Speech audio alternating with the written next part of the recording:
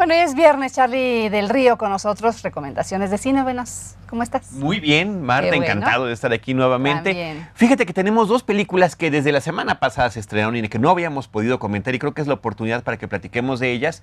Una se llama Suburbicon, Bienvenidos al Paraíso. Es una película que dirige George Clooney con un guión estupendo de los hermanos Coen. Es una de las películas más interesantes, de verdad, ya estamos en diciembre. Ajá. Y es una de las películas más interesantes que ha llegado a la cartelera comercial, porque es una cinta que está ubicada en 1959, que trata sobre estos suburbios clasemedieros en Estados Unidos de aquella época, idealizados, por eso el título ese de Bienvenidos al Paraíso. Pero ¿qué hay detrás de esta fachada? La película arranca cuando suceden dos cosas que alteran a esta comunidad. La Una, normalidad.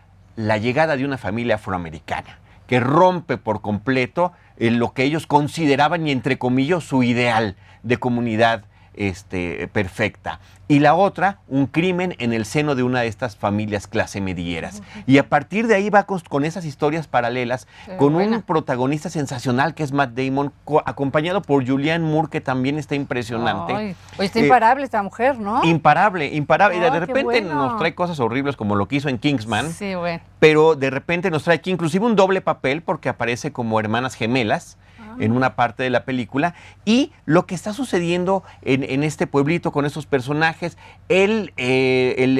muy al estilo de Fargo, ¿no? Estos crímenes que están perpetrados por un propio miembro de la familia y en este contexto idealizado. Me parece que esa es de la parte más interesante de la película, como detrás de una fachada está una terrible realidad donde hay odio, donde hay discriminación, donde hay pues crímenes terribles. Entonces, bueno, es una película interesantísima que ya tenemos en cartelera desde la semana pasada. Insisto, George Clooney, ese es como el sexto largometraje que él dirige. De los 6, me parece que en 3 aparece él y en 3 no. Son más interesantes donde no aparece, donde se queda como realizador, no porque no tenga una presencia interesante en pantalla, pero Confesiones de una mente peligrosa o Good Night and Good Luck, que habla sobre el trabajo periodístico, me parece que son trabajos muy interesantes. Y él como intérprete ha trabajado en varias de las películas de los hermanos Coen y qué buena oportunidad.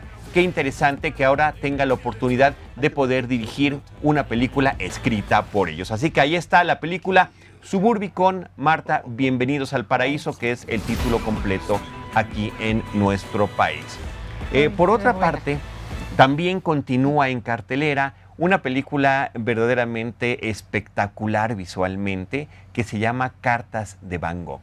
Esta es una película acerca de este pintor, pero lo más interesante es que es la primera película realizada y por la dificultad y los resultados posiblemente la última, completamente animada con cuadros, con lienzos que fueron pintados por más de 100 artistas, tomando como base el estilo artístico de Van Gogh y que es animado de esa manera. Primero se filmaron a una serie de actores interpretando las escenas y sobre esas imágenes se hacen estas pinturas, pero con el estilo visual de Van Gogh. La película en ese sentido es impresionante porque están tomando los paisajes, los retratos que él hizo y sobre eso nos dan una historia que trata sobre el hijo del cartero de Van Gogh, que quiere entregar de manera póstuma, un año después de la muerte de Van Gogh, espectacular visualmente, quiere entregar la carta al hermano que también ha fallecido. Siempre el cine es arte, pero esto me parece que es arte sobre arte. Exacto. Que también es discutible porque el arte de Van Gogh, el arte de la pintura,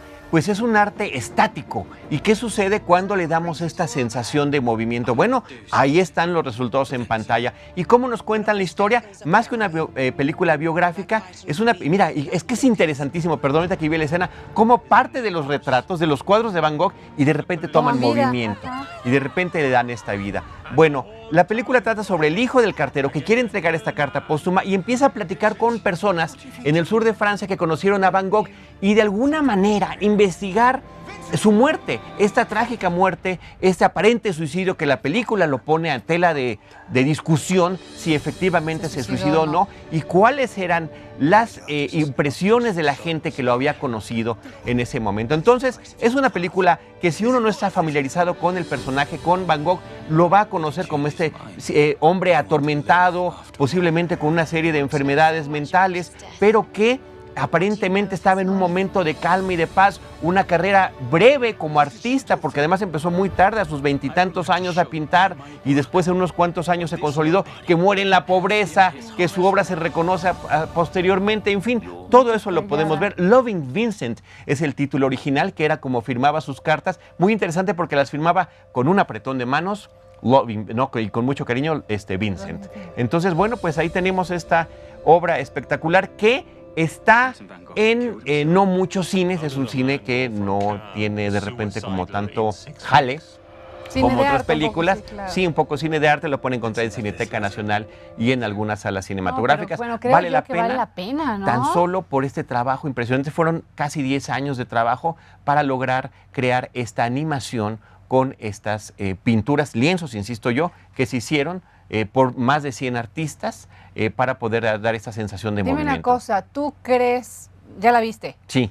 ¿Cansa visualmente? No, de ninguna manera. Al contrario, es una estimulación constante. Pues tanto la pintura como la historia, sí, claro. que es un poquito menos interesante que el aspecto visual, pero que no deja de ser llamativa. Sí, no. Inclusive en otro tipo de animación digital se ha hecho eso de filmar a los actores y después hacer la transferencia para darles esta sensación de animación, pero esta con pintura pues nunca se había hecho previamente. Que más o menos, bueno, no sé si te estoy metiendo la pata, pero vi alguna vez una película de Robert Rodríguez que de los cómics se hacía realidad. Sí, un poco toman bueno, ese estilo, pero esta es otra cosa completamente diferente. Es una coproducción entre Polonia y el Reino Unido. Ah, justamente lo que te iba a decir, ¿de dónde es la coproducción? ¿Esto ya está en cines? Ya está en cines desde la semana pasada. Okay. Desde la semana pasada. Ahora, en unos temas mucho más ligeros, también hay un par de películas que están de estreno en la cartelera. Una de ellas se llama Guerra de Papás 2, Daddy's Home 2. Esta es la película que trata sobre esta relación curiosa entre el padre biológico y el padrastro en una familia. Son interpretados por Mark Wahlberg y por Will Ferrell, y que desde la película anterior pues había este conflicto entre sus personalidades, uno del hombre rudo, el otro muy cariñoso, pero está siendo cariñoso con unos hijos que no son suyos. Ahora, la parte que podríamos llamar interesante, esta secuela que dirige el mismo realizador de la película pasada, que se llama Sean Anders, es el reparto de los papás de estos papás, es decir, de los abuelos. En el caso de Mark Wahlberg, su papá es interpretado por Mel Gibson, y en el caso de Will Ferrell, por John Lithgow. Entonces ahí es donde se da nuevamente este elemento de la comedia, insisto, una comedia ligera, pero que tiene, Marta, algunos apuntes ligeros interesantes sobre la paternidad contemporánea, que tiene que ver con esa sobreprotección que tenemos de los hijos y de los niños, que de repente posiblemente no les dé las libertades que necesitan. Y aquí lo ejemplifican de una manera muy sencilla, en una de las escenas que más me gustaron, en un lugar donde se juega boliche, donde cuando juegan los niños les ponen unas barreras para que el niño no pierda, porque el niño siempre tiene que atinarle, ¿no? Eso sucede, ¿eh? Claro que sucede, y por eso me parece que es interesante. Y el otro, bueno, que se toca en muchos otros lugares, la dependencia a la tecnología, particularmente al Internet, ¿no? Y luego no desarrollamos la tolerancia a la frustración justamente por ese tipo de cosas. Sí, efectivamente, y me parece que esa es una de las cosas que hace bien la película. Y el hecho, insisto yo, de que este reparto con estos actores de unas trayectorias tremendas, pues se suman a este tipo de comedia. Pues ahí está, en este entorno ya de fiestas navideñas, esta película Guerras de Papás 2. Y finalmente, Marta, también de estreno en esta cartelera, una película muy curiosa que es de origen ruso, que se llama Escala Suicida. Esta es una película de acción procedente de Rusia, muy al estilo de las películas de desastre que tanto éxito tuvieron en los años 70. De hecho, es un remake de una propia película rusa del año de 1980. Equipage es el nombre de ambas, y trata sobre un grupo de pilotos que tienen que pues hacer una escala en una isla para tratar de rescatar a unas personas que son víctimas de un huracán activo que comienza a tener una serie de terremotos. Pero para que lleguemos a eso pasan muchísimas cosas antes, me parece que inclusive de humor involuntario, porque la película trata sobre una historia de amor, también un poquito es un rebelde y un idealista este piloto que lo despiden de diferentes lugares porque siempre está en contra del sistema, secuelas del sistema que queda en Rusia todavía del manejo soviético, ¿no? Pero que podemos identificar con nosotros, con temas de corrupción en las empresas, con influencias para poder obtener trabajos o influencias de que tal persona importante va en tal avión, y bueno, tocan esos temas.